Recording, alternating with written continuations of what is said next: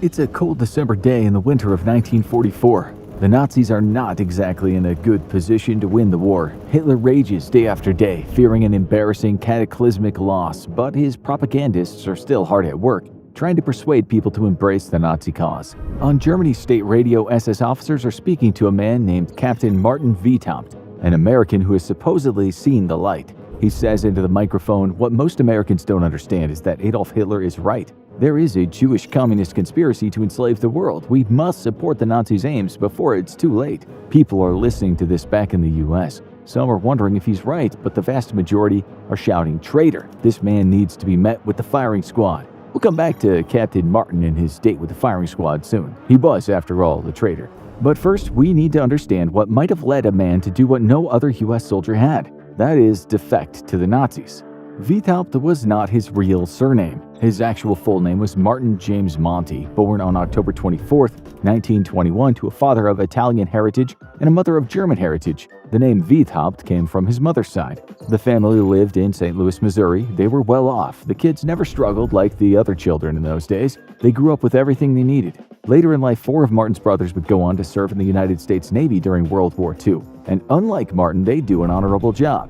The path to Martin becoming the family's ugly duckling started in the 1930s, when much of the U.S. was down on its knees, beset by the poverty of the Great Depression. This seemed to greatly affect young Martin. It was a time when people were looking for someone to blame. It was a time when some Americans turned to fascism, when they looked for scapegoats, someone to blame for their empty kitchen shelves and bare fridges. If indeed they were fortunate enough to even have a fridge. While the Monty family got on okay during this difficult period in U.S. history, St. Louis had plenty of hellholes filled with a plethora of so-called down-and-outs. 3,000 to 5,000 of them made up one of the infamous Hoovervilles in St. Louis. These were shanty towns that had popped up like unwanted warts in various places in the U.S. We're telling you this to help you understand why an American man from St. Louis might begin to distrust capitalism and why he might have considered the greedy, uncaring capitalists were to blame for the woes of the world. And so, when a priest named Father Charles Coughlin took to the airwaves and condemned what he said was the personification of evil, bankers, Martin Monty listened intently. But while Coughlin had every right to criticize the banking industry, he ranted and raved about Jewish bankers. His message to many of his radio show fans were steeped in anti-Semitism. He talked about social justice and the horror of free market capitalism. But as time went on, he showed support for the fascists in Germany and Italy.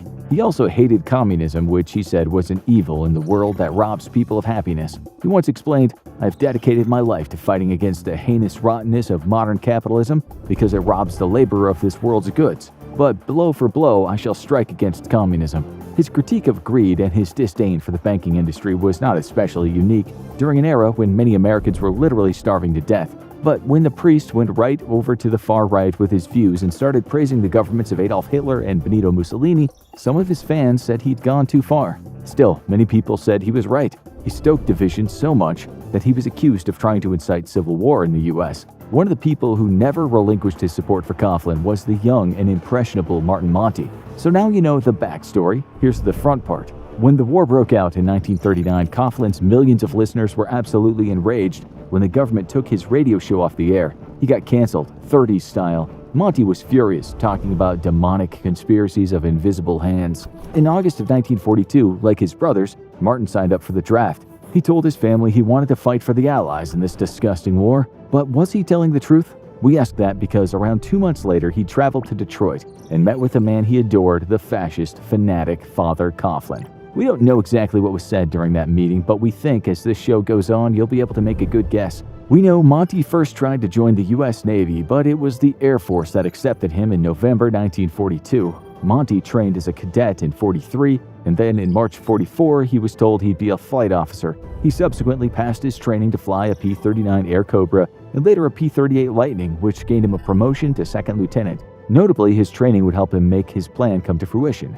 In August 1944, Monty was sitting on a ship on the way to India. When he arrived, he joined the 126th Replacement Depot. It was now only a matter of time until he was actually deployed to the battlefront. As his fellow soldiers talked about taking down Hitler and the rest of the wretched Nazis, Monty had other things in mind. Quite contrary things, in fact. He didn't wait for deployment, instead deciding just to blag his way out of the British colony of India. Questions should have been asked when he just walked into an air transport plane heading to Cairo. Although his rank and uniform no doubt helped, He later walked onto another plane which took him to Tripoli, and after that he did the same thing again to get to Naples in Italy. On October 10th, he ended up at an air base not too far from Naples. There he met with some guys from the 82nd Fighter Group, some of whom he'd known from flight school. He attempted to join them, but since he'd pretty much flown around the world without any orders to do so, he was without papers. He didn't get any joy there. Nonetheless, that didn't stop him. He then went to a place called Pomigliano d'Arco, just north of Naples. There, the 354th Air Service Squadron was getting aircraft ready for fighter squadrons.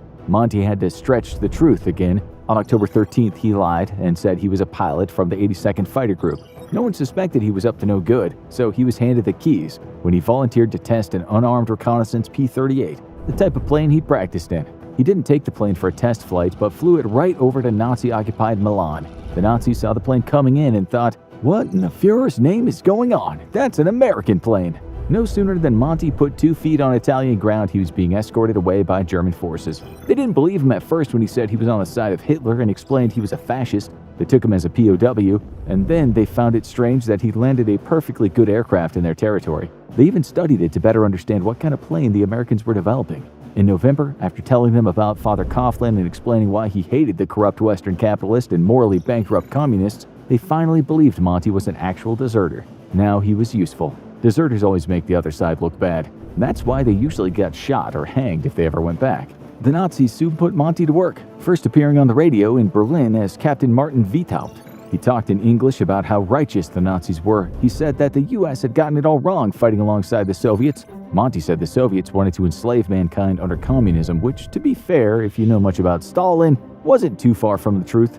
During this stint talking on the radio, he bumped into another American traitor. That was a woman named Mildred Gillers. In the future, she would achieve the accolade of being the first female American to be convicted of treason. So-called Axis Sally had gone from teaching English in Germany to talking about how bloody great Adolf Hitler was. When she crossed paths with Monty, it seems she thought there was only enough space on the radio for one American traitor, so she told her boss that man is a spy or a traitor. Either he must go or I will. She was wrong. Monty was the real deal, or at least he probably was. We'll explain later why that's questionable. The thing was, Monty was a terrible radio presenter, so the Nazis got him to make propaganda leaflets. Under the rank of SS Untersturmführer, he was proud as punch. In those leaflets, he tried to persuade Americans that they were living under the out-of-control capitalism, or conversely, they were supporting totalitarianism, communism by allying with the Soviets. Monty wrote that they'd live on Easy Street under Adolf Hitler. But as you know, Hitler later had a hard time in a bunker in Berlin just as the Red Army tanks were pounding the streets. The war was lost, so Monty had to make plans. It wasn't as if he could just go back to the US and go, sorry guys, my bad. Monty didn't know the numbers right then, but if he had known, he might have been somewhat nervous. The US convicted about 20,000 soldiers for desertion during the war. 49 were handed a death sentence, but only one was executed, Eddie Slovik. Why only one, you might ask? Well, it seems because Slovik had been a petty criminal in the past. But there were some other political reasons. Just before a firing squad ended his life, he said, "They're not shooting me for deserting the United States Army. Thousands of guys have done that. They just need to make an example out of somebody, and I'm it because I'm an ex-con. They're shooting me for the bread and chewing gum I stole when I was 12 years old." Monty didn't know any of this, of course, but no doubt he thought he was going to get shot or hanged if he was caught. Still, you must admit he was brave for what he did next. On May 10, 1945, still dressed in his Nazi uniform, he walked right into an American Army base. An Italian-American soldier looked up from the mess tin and said to his buddy, "Can you believe the cojones on this guy?" It was a risk, but Monty told him he'd used the uniform as part of a daring escape from the clutches of the Nazis. The Army didn't know about his radio work in Berlin, so at first, he was just charged with going AWOL and pilfering that P-38 plane. Monty told them he'd used it to fly against the Nazis, and that's how he got shot down and taken prisoner. He thought they believed him, so Monty smiled like a Cheshire cat, thinking he got one over on the US military. Things got even better for Monty. He'd been sentenced to 15 years hard labor, but in February 1946, President Harry S. Truman commuted his sentence to time served. He was free. What idiots, he thought. How did these guys win the war? Now he'd fooled the US government. No sooner than he was out, he became a private serving in the Army Air Corps. Still, mouths started wagging, and people started looking into who was that American guy who spouted anti-US propaganda on German radio waves. Monty was soon exposed after some crack investigating. Then, in 1947, you could read headlines in the Washington Post and the New York Times about an ex-officer being held for treason. The Times wrote what we've told you today. that he had gone on a crazy mission to end up working as a Nazi propagandist. As Monty sat in a jail awaiting his trial, psychologists tried to figure out what made him tick. They said he had superior intelligence according to his IQ score, but they also called him immature and a bit paranoid. People rightly pointed out that he couldn't have been too clever, joining the Nazis when the war was pretty much already lost. We've seen the court transcripts. Monty doesn't say much at all. When he's asked if he stole a plane or if he promoted pro-Nazi stuff on the radio, he just said, "That is correct." And when he asked if he was coerced or physically intimidated, he just says no. He admitted to doing everything on his own back, but he was never asked why he did it. On January 18, 1949, Monty was handed a $10,000 fine and sentenced to 25 years in prison, which wasn't bad considering the fate of the chewing gum thief Eddie Slovik. The fine was actually the lowest amount he could be fined for that particular crime. Many people thought he got off very, very lucky. Some people asked if he had any inside help.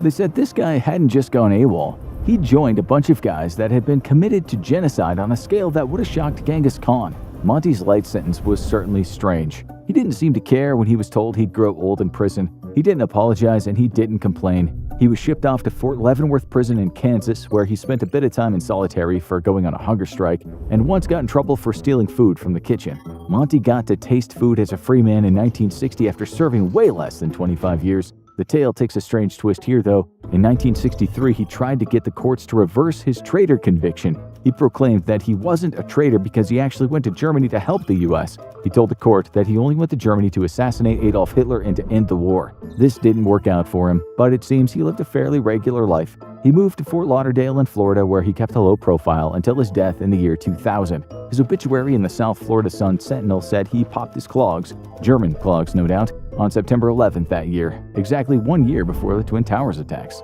Monty was buried next to his brothers and parents in Missouri, ending the legacy of the dubious US traitor. We think you now need to watch What Happens When You Go AWOL, or have a look at What Happens If You Dodge the Army Draft.